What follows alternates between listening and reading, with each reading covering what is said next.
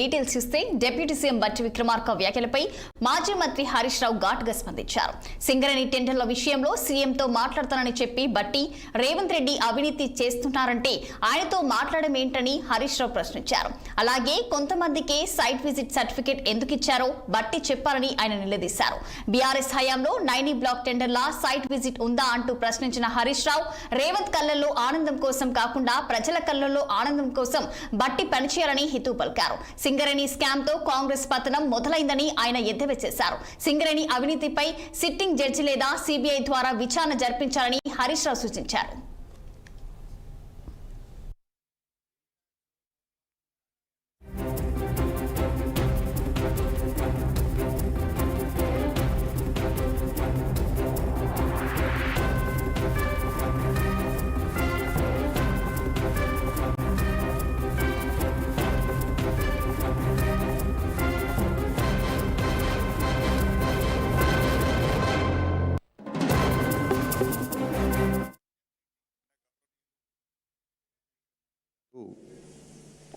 హరీష్ రావు గారు నాకు లేఖ రాయండి, నేను రేవంత్ రెడ్డి గారితో మాట్లాడతా.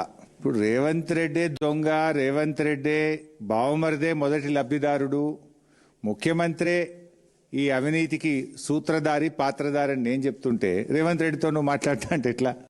Is it not a joke?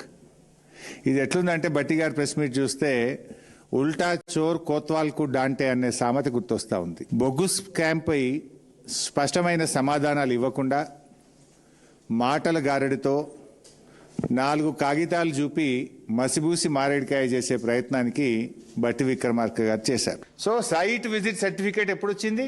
2025 మేలో వచ్చింది. దాని మొదటి లబ్ధిదారుడు ఎవరు? ముఖ్యమంత్రి బావమర్ది సృజన్ రెడ్డి, ఆయన కంపెనీ శోధా కన్స్ట్రక్షన్స్.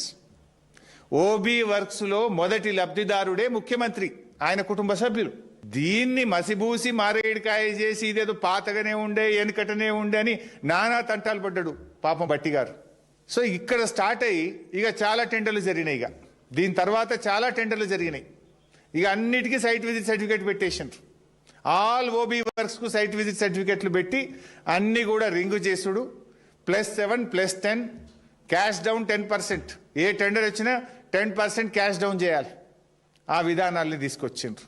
సో ఆ తర్వాత జరిగిన ఇప్పుడు